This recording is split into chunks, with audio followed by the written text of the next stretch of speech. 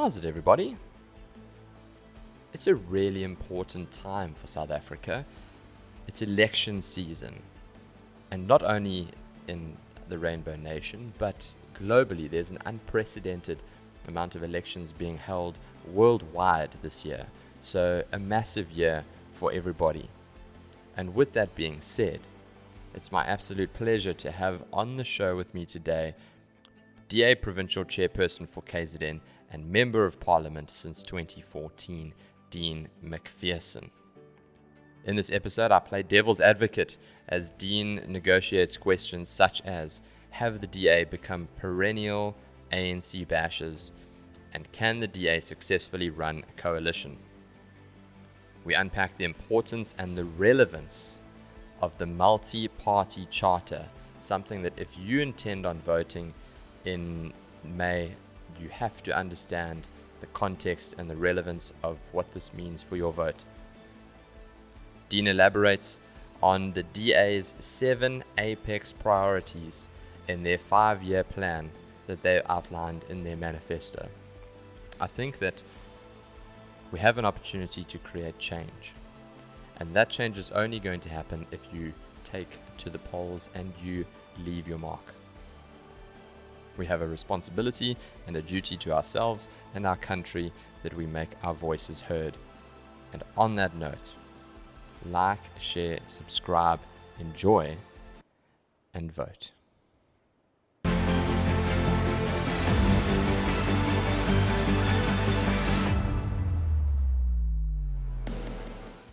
Dean Macpherson, welcome to the Expect Performance podcast. It's lovely to have you, sir.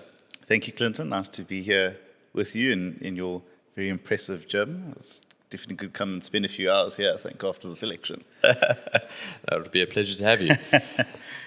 Dean, politicians, it seems to be the P word going around. Politicians are public enemy number one, it seems, in 2024. There's lots of elections happening globally. You've been in politics for a big portion of your professional career, but let's take it back. So give me some context to your background. How did you end up being, and how did you get into being a politician? Well, I actually grew up, I don't use the cliche political family, but my dad still is actually a politician, but on a very local level. And so I always understood the notion of politics, but then it was very much based around public service, community service. I don't even think that politicians were paid when he was elected in the late 80s or early 90s. And so it was something that always fascinated me, and the work that he used to do and the achievements that he sought in his term. That's when Umhlanga was still its own municipality. It was called the Borough of Umhlanga.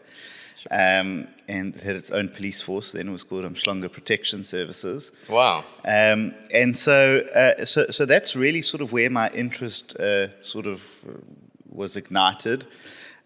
He also had some very senior friends within government at that time, and so I just really took on sort of a watching brief, if you will, of watching, listening, and learning. And it wasn't until my late 20s that actually meeting John Steenhuisen, who's now the leader of the Democratic Alliance, he was a ward councillor in Durban North, and he vacated his seat to join the provincial legislature in 2009, and then said to me, look, if you want to stand for the seat and contest for the position, you're going to have to go through a process, but I think that you might have a decent chance, so give it a go. And then I received the nomination in 2009, was elected in a by-election, and 15 years later, been in representative politics for 15 years now. Here I am, contesting my third term in Parliament. So how does that career path work? So, for example, yes, okay, then you're a ward councillor, but what happens prior to that? How do you get involved in a political party? In this instance, the DA. How do you get to the point where you are standing as the Democratic Alliance candidate for a by-election? So I have a lot of people that come to me and say, look, I'd like to go to Parliament, I'd like to go to council, I want to get involved. And my first question is, what work have you done in a branch? because a branch is the foundational value of any political party. Without branches, without active members in those branches, you don't have anything. So that's where I got involved. I got involved in my local branch under the auspices of a wonderful lady called Rosemary Harrison, and got involved working on the ground, signing up new members, and spreading the DA's message, if you will.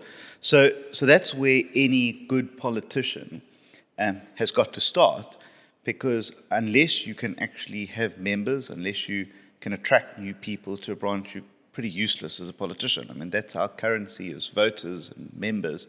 And so that's where I sort of got involved. And I'm glad that that's where I started, because I think that even being in Parliament without the idea of a constituency-based Parliament that maybe the UK has or America has, is that I still value the importance of branches, of members, and of issues that matter to local people as my priority. So I've carried that all through my political career and will continue to do so. So if you want to get involved in politics, join your local branch, become a member, and get involved in there. So take me then to, you were a member of Parliament since 2014. So how does that process change? What is the job spec of a ward councillor when you compare it to then a member of Parliament? What changes then in your life and in your career on a day-to-day? So, I mean, let me just say, I wouldn't want to be a ward councillor for all the money in the world at the moment. I think to be a ward councillor, particularly in a municipality like Ethekwini, Johannesburg, is very, very difficult. And those governments have, all but stopped delivering services. So I think it's very difficult to be a ward councillor now. You are the only directly elected politician in the country. Members of Parliament are not directly elected. That's true. I didn't think of it like that. So there's a far greater demand by voters on ward councillors because they've elected Clinton or Dean on the ballot paper, and so there's a greater expectation for delivery. So I think that's very different to being in Parliament. In Parliament, I get allocated a constituency by the party. Until recently, it was Durban North, Umhlanga, Mount Edgecombe. And so I deal with sort of issues that where national government or provincial government interfaces with local people. So they can't get an ID card for their child, or there's an issue at the local clinic or hospital. So those were the kind of issues that I was dealing with. Whereas ward councillors, are dealing with, there's no water. Mm-hmm. And it's not even for a day anymore. It's for a week or 2 weeks. Or in a community in KwaMashu, it's been 14 years they haven't had water. 14 years? 14 years. Electricity, it goes off. We don't know when it's going to come back on. So it's very, very different being a ward councillor, being a member of Parliament. And I think it's more difficult today to be a ward councillor than when I was. Between 2009 and 2014, at least things still worked in Ethekwini. Today, I think there's very little that still works. And ward councillors have an extraordinarily difficult job in trying to get services for people that pay rates in communities like Durban North and Umhlanga, and also to services to people that can't afford to pay, for these and are living in abject poverty. So it's a dreadfully terrible situation that I think that ward councillors find themselves in.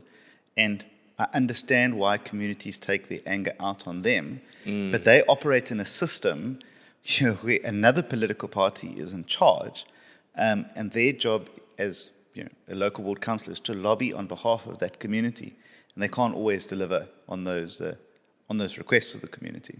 Yeah, they're almost like the waiter of a restaurant, They're the ones that are dealing with the people at the table, and if things are not going well in the kitchen, then they're the ones that catch the flack. That's a good way to put it. I actually haven't thought about that. Yeah. But the problem is that, in Ethekwini, there's nothing coming out of the kitchen. Yeah, there's nobody people in the are just continuously waiting. They've put in the orders, but there's just nothing coming. And then they still get given a bill that they get asked to pay for, and they actually haven't eaten by the time the restaurant closes. Yeah. So that's the difference if you want to use a restaurant analogy. We've had a rough ride. We've had a rough ride over the last couple of years, particularly so floods, load shedding, E. coli, the list goes on and on. It's been particularly tough in KZN. What are the DA's feelings and how are they feeling about the prospect of having more of a foothold in Ethekwini? So, we can only do and act on the power that voters give us. And, I often hear the refrain, we voted for the DA. And that's true. And we appreciate that and we'll never take that for granted. But we need more people to vote for a greater change than what we see. In the Umgeni municipality, which is governed by Christopher Papas, our mayor up there, the DA won by all of 42 votes. That was the difference between 5 years of an ANC government or now 2.5 years of a DA government. Just for some context, approximately out of how many votes, like a ballpark? I can't tell you, but 42 votes is. We're talking about thousands and thousands. Thousands of people. So, a very slim margin of people that said, we want to change this place. And I think that if you go there, no matter where you live, whether you live in Popmedi Township or whether you live in, the nice suburbs of Hilton, every person will tell you how different things are. They have a mayor that's accessible. He spends the money on people, not on politicians. The money doesn't go missing. And there is demonstrable change. So people gave us that opportunity to say, I tell you what, we're going to give you a chance. We've had enough of this other political party. We're going to do so.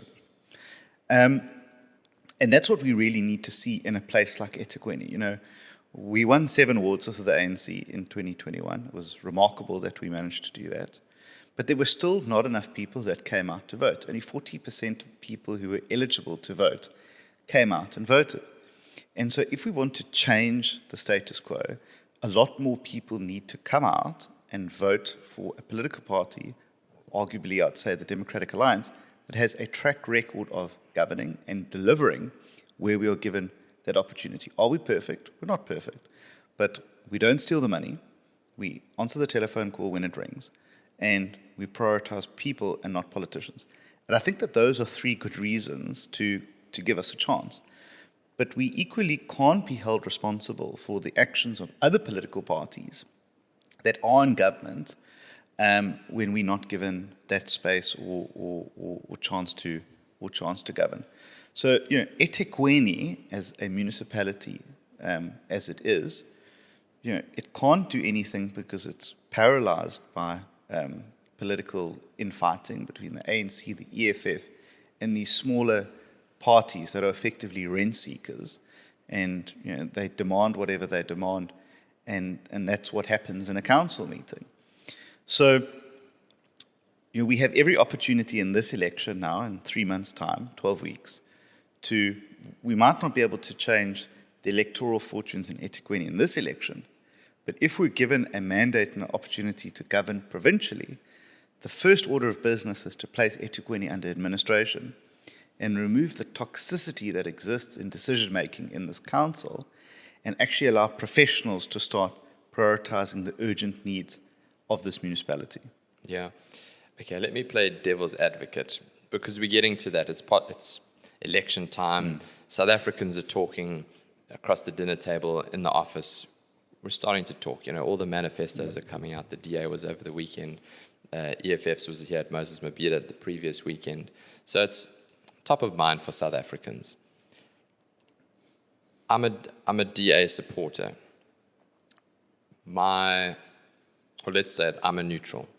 My people say, okay, well, I know I'm not going to vote for the ANC because for obvious reasons. We're not going to go down that road. It's been documented so many times.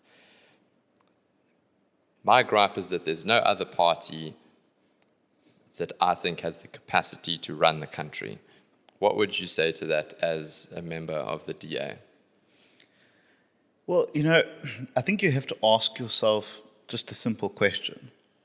Who governs better out of the political parties that are in government in this country? And You might not like me, you might not like other members in my party, but you undeniably cannot refute the evidence that shows that where the Democratic Alliance is in power and has been for an extended period of time, life is better, the money is spent correctly, and there is progress. Let me give you an example. In Cape Town, which is run under Mayor Jordan Hill-Lewis, their budget infrastructure spend for the next 3 years is greater than Johannesburg, Ethekwini, and another municipality, all put combined. Wow. So they are spending more money than big metros combined over the next 3 years. Just last week, the mayor announced that actually, of all the infrastructure spending in the country that's taking place, 60% of that is being spent in the city of Cape Town. So the city of Cape Town, which is responsible for 10% of our GDP nationally, is responsible for 60% of our infrastructure spend in the country. So there is a direct correlation between good governance, spending on infrastructure, which leads to growth. So, I mean, that's actually what you've got to ask yourself at the end of the day. Which political party can get the job done? Now, I would say, when you go to a doctor and you are seriously ill, I don't ask myself, what is the best looking doctor in the room? What is the doctor that has the most expensive car in the parking lot? I want to know the doctor that's going to make me better the quickest and that has a record of doing that. Yeah. And that's how we actually have to approach these elections, is to say, who can actually cure this country of the illness of corruption, collapsed service delivery, and all the other terrible things that we suffer for on a daily basis. Load shedding, water shedding now. I believe there's a gas shortage now, so we're going to run out of gas. It's just extraordinary that everything that's going wrong, and I actually want to support a political party that actually can fix that, no matter what my views may be of people in it, how they look, what they do, as long as they can get the job done. Yeah. So let's chat about fixing those things then. So the DA came out with its apex priorities. Create 2 million new jobs is one of them. End load shedding and water shedding. Halve the rate of violent crime, including murder, attempted murder, and gender-based violence. Abolish catered deployment in favor of merit-based appointments. Lift 6 million people out of poverty and triple the number of grade 4 learners who can read for meaning, and ensure the quality healthcare for all, irrespective of economic status. So that's what the DA has outlined. Can you elaborate? Let's start with the employment, because that's, I think, crucial. So creating 2 million new jobs, how is the DA going to fix this unemployment catastrophe that we've got at the moment? So I think the starting point is to say that there are hundreds of problems in this country.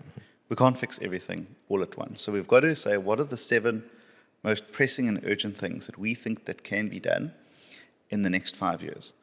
And the first one has to be the unemployment crisis that we face in our country. It's unbelievable that we can have the highest youth unemployment rate in the world, and it's not good for anyone that actually has a business in this country or lives in this country to have this many unemployed people. No country in the world can survive on that basis. No. So what we have to say is, we say, what do we focus on an industry basis to say manufacturing is an opportunity to grow employment. So let's start making more incentives available. Let's make it more competitive to do business in this country. Let's fix the logistics crisis in this country, which is just decimating any opportunities of growth. So let's fix the ports. Let's fix the railways. Those are all engine rooms of growth and employment. Let's fix the electricity crisis. You have no electricity, can't run a business. It does nothing for investor confidence.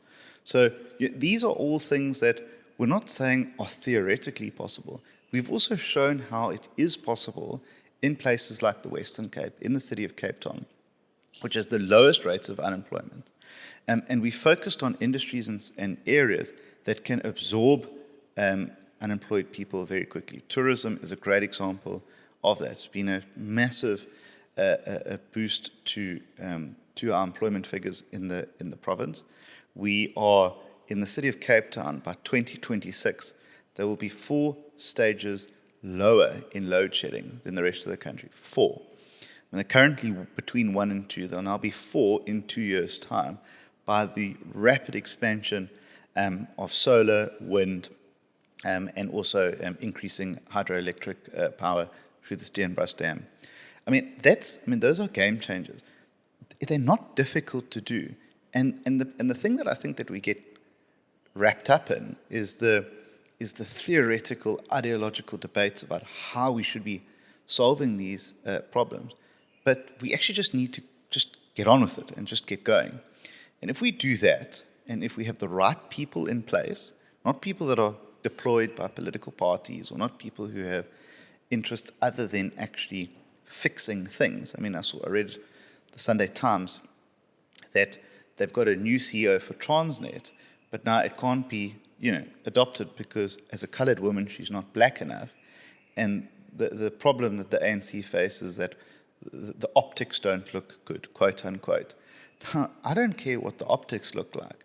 If this woman can fix Transnet and clear the ports and get the railways going again, she can wear whatever she wants to work, and she can look however she wants, as long as she can do the job. Yeah.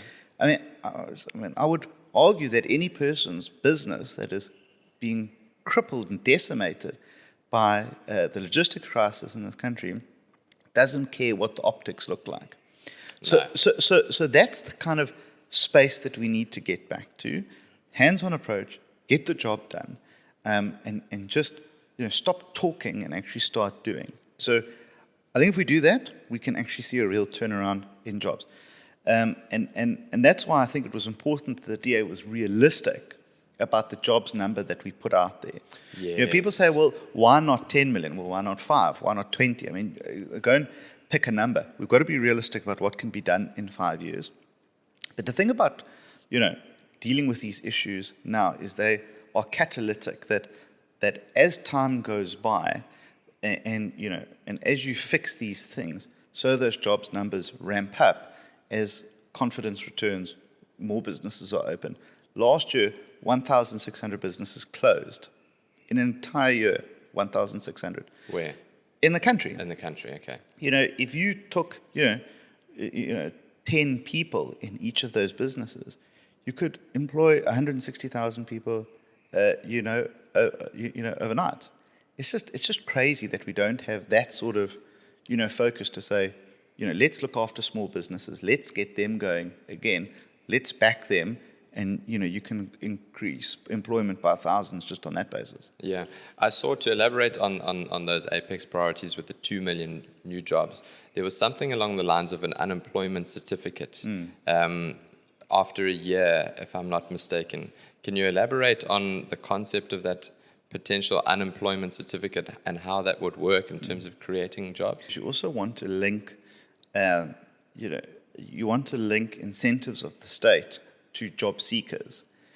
I think that one of the things that really make me furious is how the ANC celebrates grants as an achievement. Grants are there because people are unemployed, because that is their last line of defense.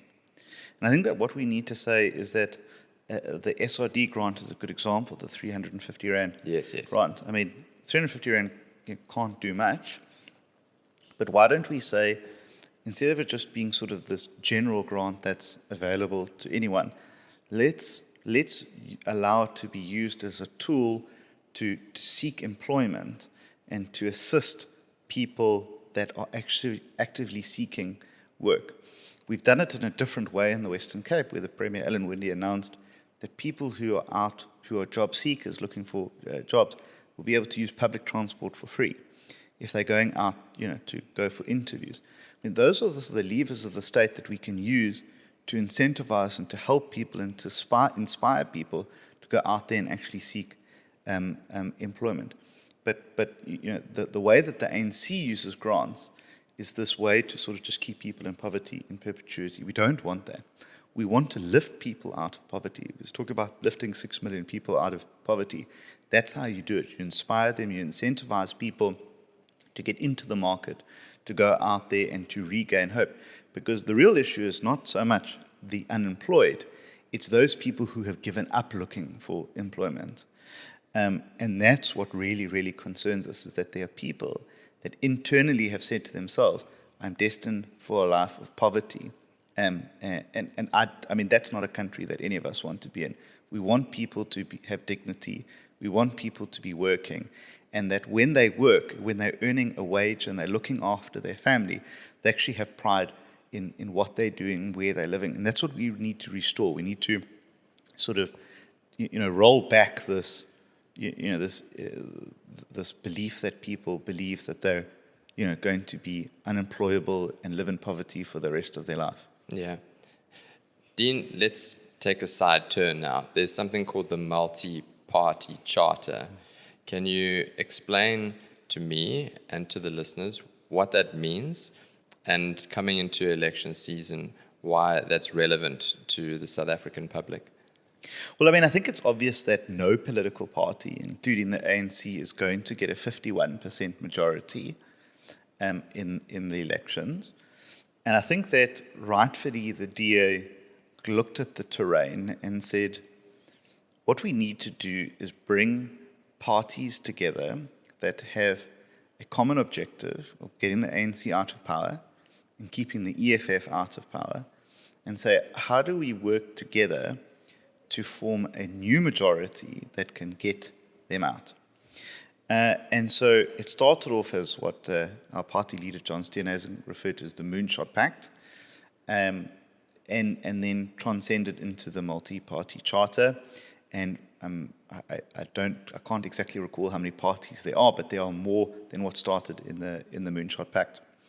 And they're looking at commonalities around things like economic policy, safety and security, and saying, as a pre-election pact, how do we say that these are the issues that are going to be common to us, so that if we're in government, we can start from day one addressing those issues. And so I think that it's the first time that anything's been tried like that in South Africa. When you look at the polling, the MPC is sort of up there. It's only sort of 10% away or so. So I think it's inspiring South Africans to say that parties working together can unseat the ANC. Of course, the DA remains, what we would call an anchor tenant of that MPC, is one of the biggest party in it. So we have a responsibility and a role to play in it. But we will all campaign on our own attributes. But what the electorate can be guaranteed is that should we get 51%, that there is a pact ready to go and step in on day one. Okay, so for my understanding, what it sounds like, and correct me if I'm wrong, the parties within that multi-party charter, if the situation arises where if you combine their total votes, it makes 51%, the likelihood of them forming a coalition essentially and becoming the ruling government, the ruling party, is fairly high. Well, I mean, it's not it would happen. Yeah. So if there was 51%, it would happen. Okay. And that's the agreement. And there is a charter that actually spells out exactly that.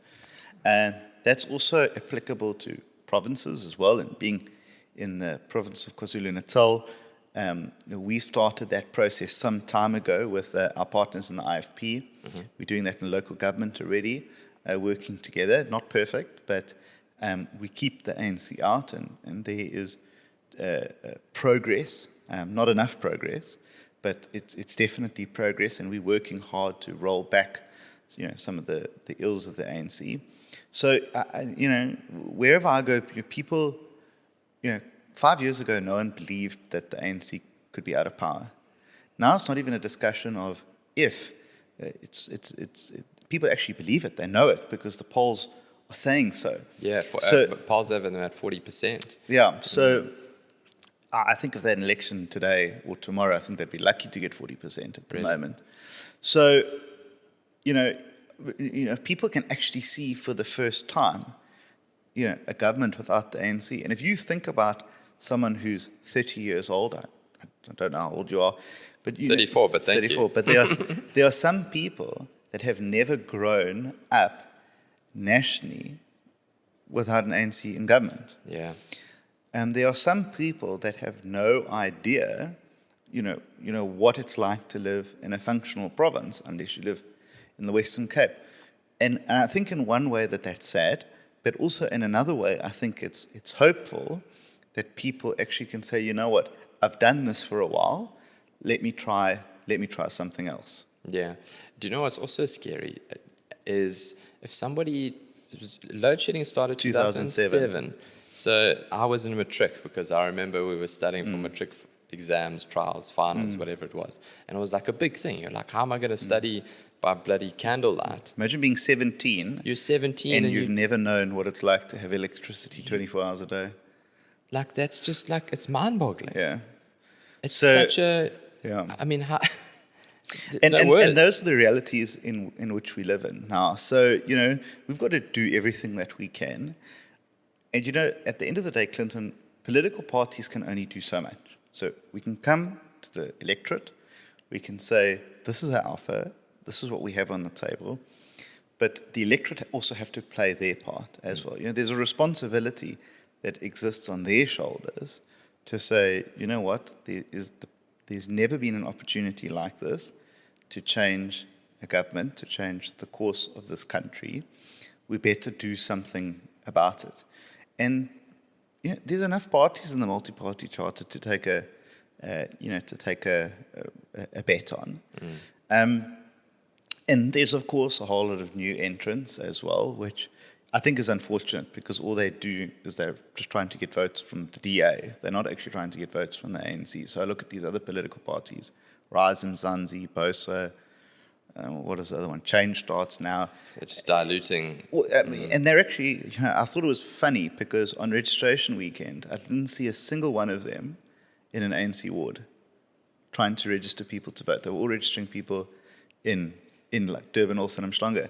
I'm thinking to myself, but hang on a moment, if you exist to get the ANC out, why are you trying to get the DA out? Yes. So they're trying to do that in the Western Cape all the time. So, I think that voters need to think very carefully in this election. We can't waste our votes in this election. This election is too important to matter because the ANC is also counting on, opposition parties fragmenting. I think their worst nightmare came true when they actually saw us uniting under the MPC because they always count and hope. And you look at what's happening in Ethekwini. All of those single parties with 2 seats and 1 seat vote for the ANC every single vote it comes to. Yes. Everyone, without fail, they are there. When it's motion of no confidence against the mayor, they're there to support him. When it's to dissolve the Ethekwini municipality, they're there to vote against it. When it's to suspend reading of water meters, which are all faulty and defective in the city, they all vote. It came to a tie because some of them voted with the ANC and it gave the speaker a casting vote. So all they do is exist to keep the ANC in power and to get the DA out of power. And I don't think that that's going to be helpful in a critical election like this. No, I tend to agree with you, Dean. But so then to your point of the multi-party charter and coalitions and finding some kind of uniformity with respect to policy, the DA has formed coalitions in the past. I read the book The Accidental Mayor by Michael Beaumont, and the relationship with I've gone blank. The Action Essay. I haven't read the book. So. Who's Action Essay? Herman Mashaba. That's it. So there's been opportunities for coalitions, and it's a messy business. It's not easy. So how does one go about? Has the DA learned from previous decisions that have been made with respect to coalitions that have happened throughout South Africa? And have there been mistakes made? And then secondly, what does the DA intend to do to learn from those mistakes, had there been any made? So, I mean, coalitions are inherently difficult when you have 10 parties in a coalition. It's actually unmanageable. When you have a coalition of 2 or 3 parties, it's completely manageable. And the coalition that you cited was the city of Johannesburg, was when a mayor of a political party was more interested in the interests of staying in power at all costs, to the extent that he violated his own principles and the principles of the Democratic Alliance, is what led to the downfall of that government. And so, you have to be frank and honest about coalitions, that where they have worked with people who have the best interests of the residents at heart, as opposed to being in power at all costs, they work, and there are many successful examples of that. Even though they only have a 1 or 2 seat majority, Tshwane is a good example that it is working. It's got a lot of challenges, and I was there this weekend, and it's not what it should be. But they're holding it together, and piece by piece they're trying to rebuild. In the Western Cape, there are many coalition governments there that are run between 2 and 3 party governments, and they work. But they've got to be underpinned by common values and principles, and not just being in power and having a nice car. After this, after 2021 and even up till now, the DA has been in the position that we could have been in a number of coalitions in this province, from this municipality to KwaDukuza, and we took the sober view to say that actually it's not in the residents' best interests to be in a coalition where a party like the EFF determines the course of action of your government. You can't work like that. You can't work with a group of people who are only focused on taking as much money as they possibly can. So we said we're not prepared to be in a coalition. We'd rather be in opposition and be a good opposition than be in government and be a bad government. And so that's what we've had to do, and sometimes it's not popular to do that. But, like in Johannesburg, we're not prepared to be in government with the Patriotic Alliance, because we know what they do, we know how they operate. And, today they're voting for you, and then tomorrow they'll be voting for the ANC because they've got a better deal. Now, that's not in the best interest of the residents. It can't be. It can never be. And so some people can, jump up and down and say, that the DA doesn't want to be in coalition government, like the man of the subject of the book that you were reading. But if you want to go and do that, that's up to you. But I can promise you right now, and we have learned from experience, bad coalition governments result in bad electoral outcomes. And the voters punished us in Johannesburg because we couldn't govern with the EFF. And so we're not going to pay that price once again. And that's why we're working so hard in this province to have a 2-party coalition between the DA and the IFP, because that's a very easy coalition to have. When you start adding 3 and 4 and 5 and 6 and 7, 8, 9 and 10, it becomes unmanageable. So we are very bullish on the idea of a 2-party coalition. We think it can be done, but it can only be done if voters come out and vote, because I don't want to be held hostage in a provincial government when we need to take really important, crucial decisions by one person sitting in a cabinet saying, well, unless I get a new car with flashing blue lights on it, I won't be voting for this government, because those are the kind of ridiculous demands that are made on us. So those are going to be the options, and people must make up their choices based on that. Yeah. There's a wonderful quote that I always think of when it comes to politics is, it's better to be good for politics than it is to be a good politician. Speak to me about the people behind the politicians, if you will, in the DA. who are the types of people, the values and the principles that those individuals stand for? You don't have to speak about people and name them necessarily.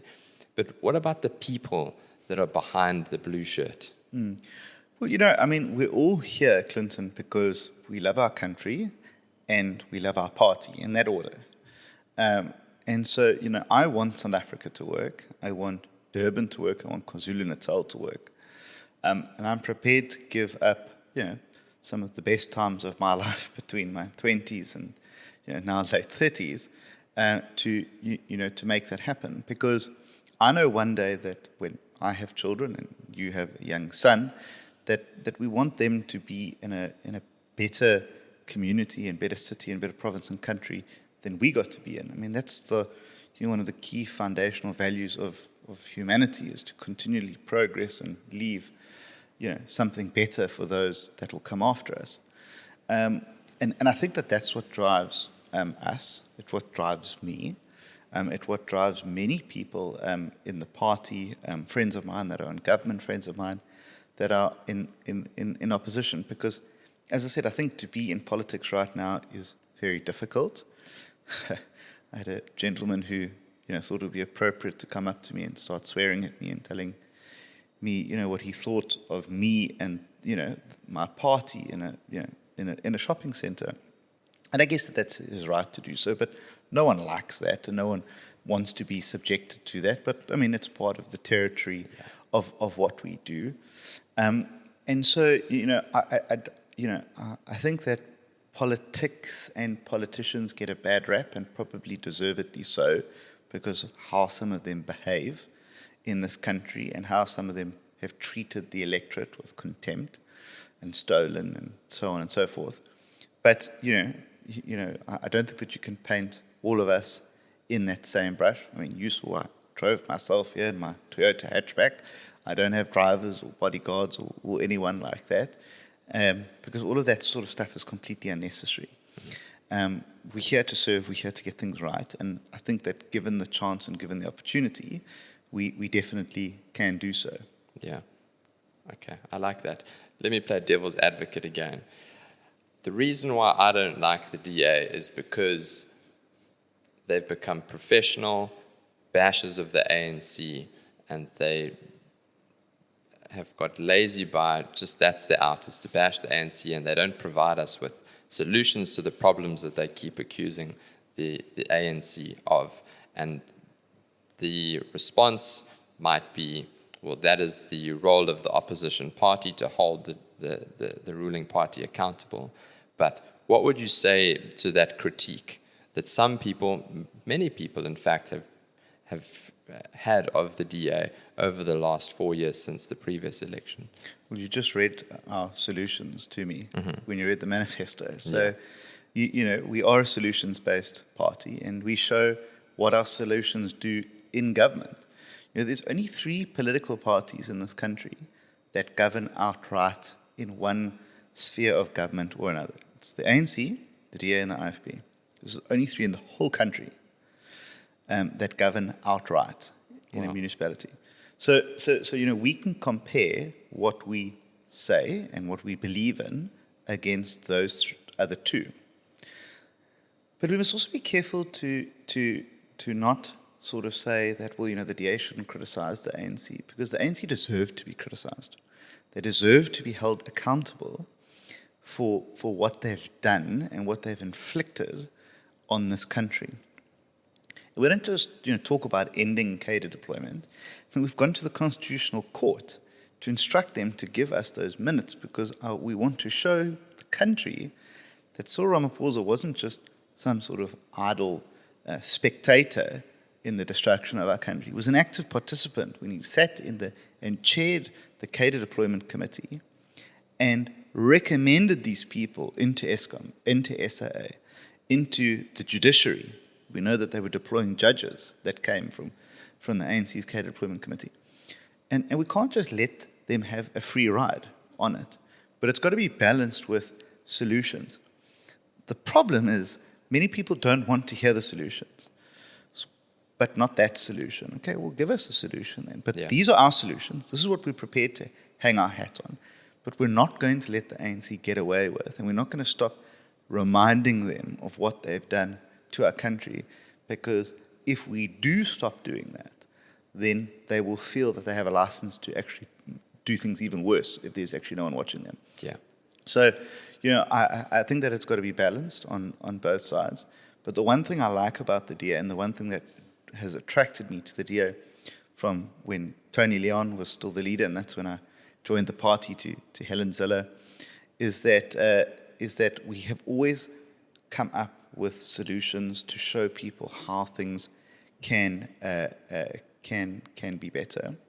But we've always never shied away from holding the ANC accountable, whether it was showing the farce around Jacob Zuma's, the spy tapes issue, which turned out to not even exist, to, this, sort of miracle that Ramaphosa has of money just appearing underneath his couch, and you didn't know how that happened, to, to cadre deployment. We've always been prepared to hold government to account.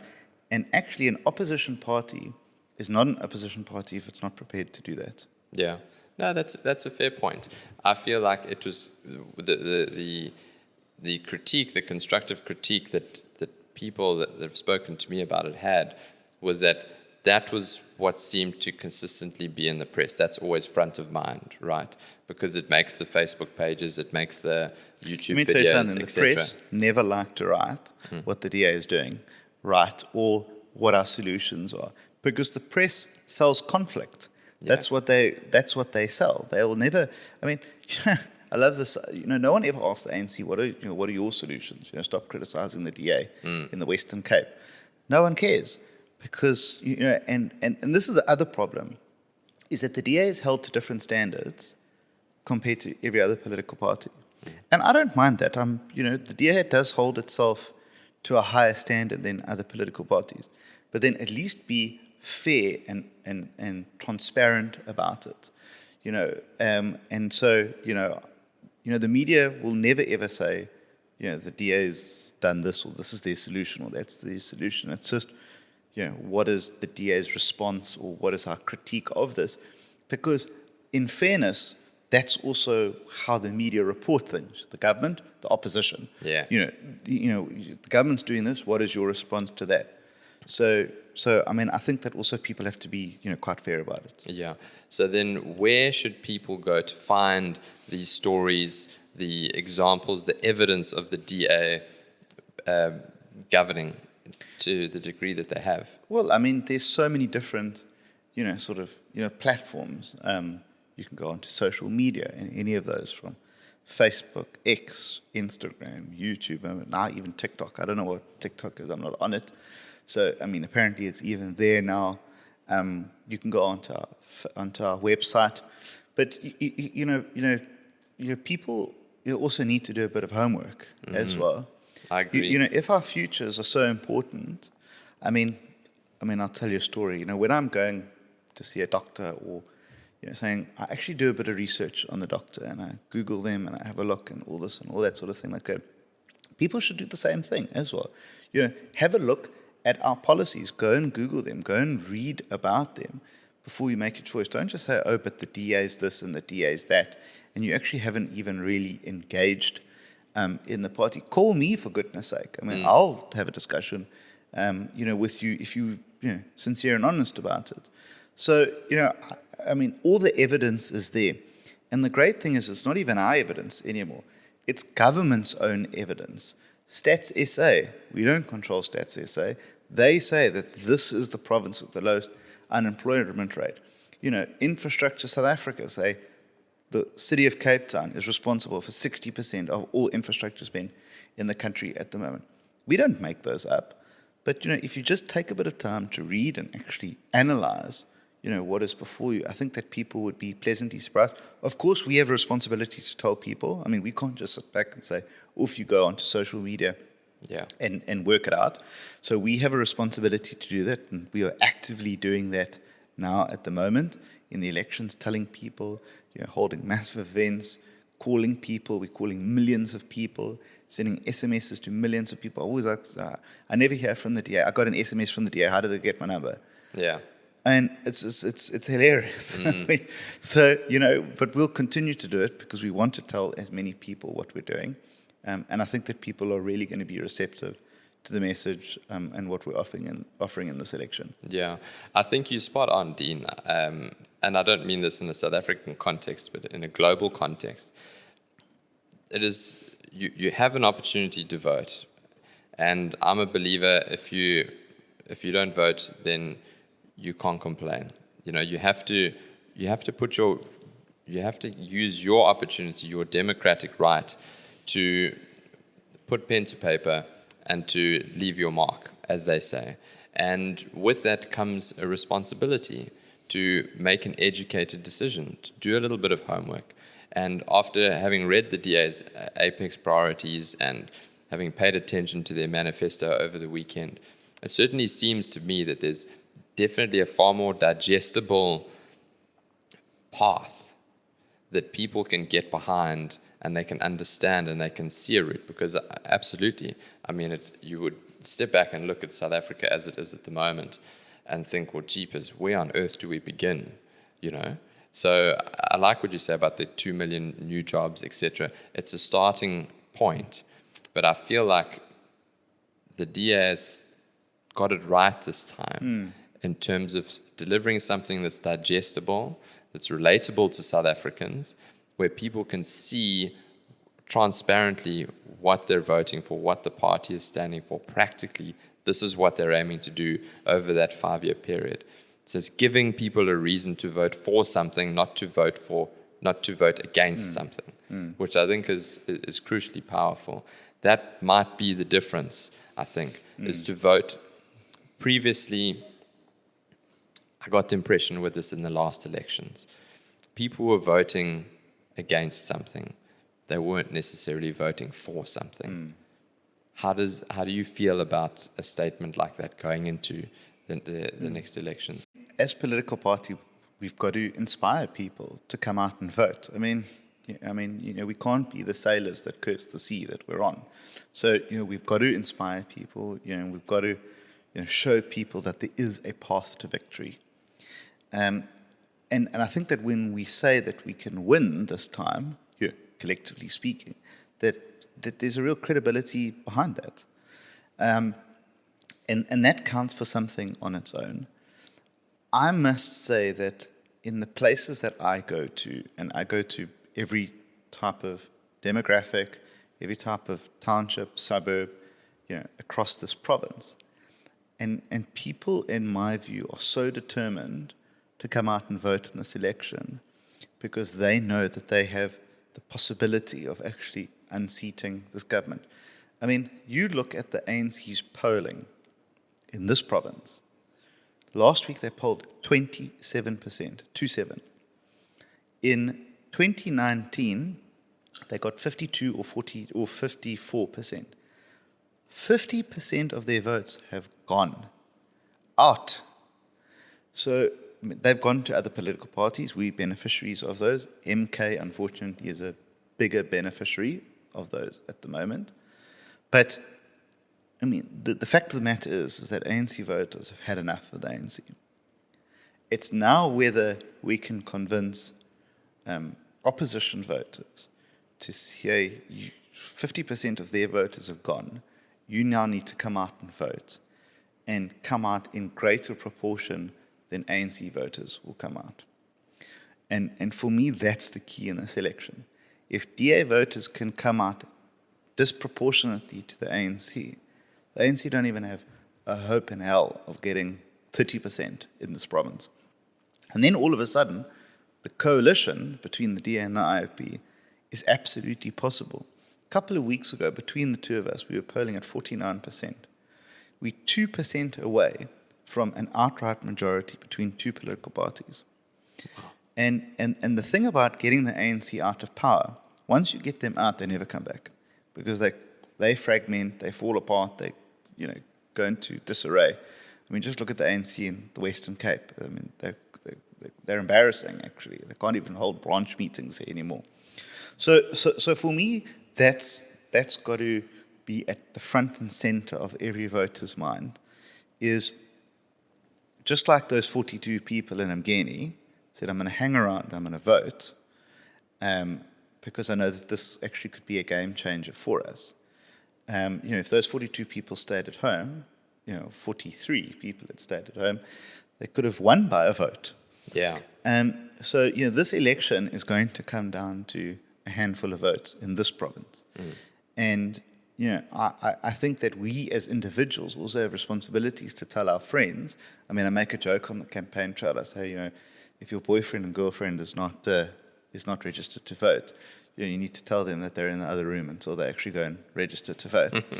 And I think that, and I say to people, we've got to take this thing seriously. And I think we've got to take it seriously our mates, to our family, and all this. We've got to say, this election is too important for you to sit this one out. And if you aren't interested in my family's future, well, then actually I'm not sure that I want to have dinner with you or go to the rugby with you or play golf, because you actually just don't have the same interests as me right now.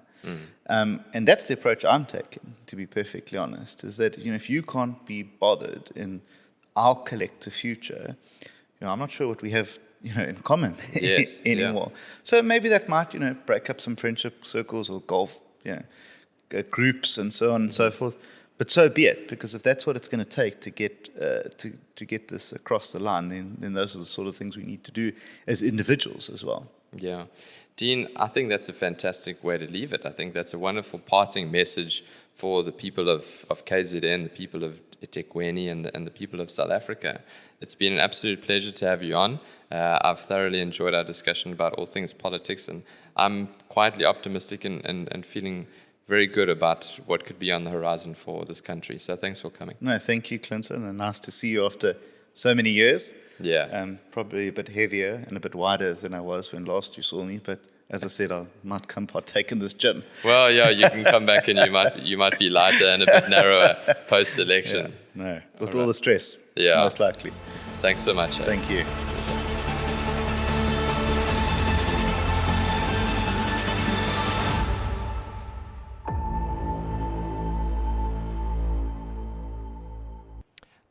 Not so fast. It's a new year, which means it's a new outro.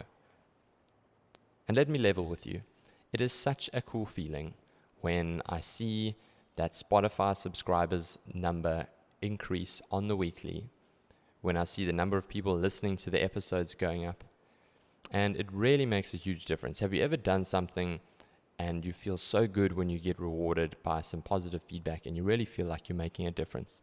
That's what it means to me, and that's how I feel. And it goes a long way. If you like the show, share it and subscribe it. Thank you humbly, and I'll see you next week.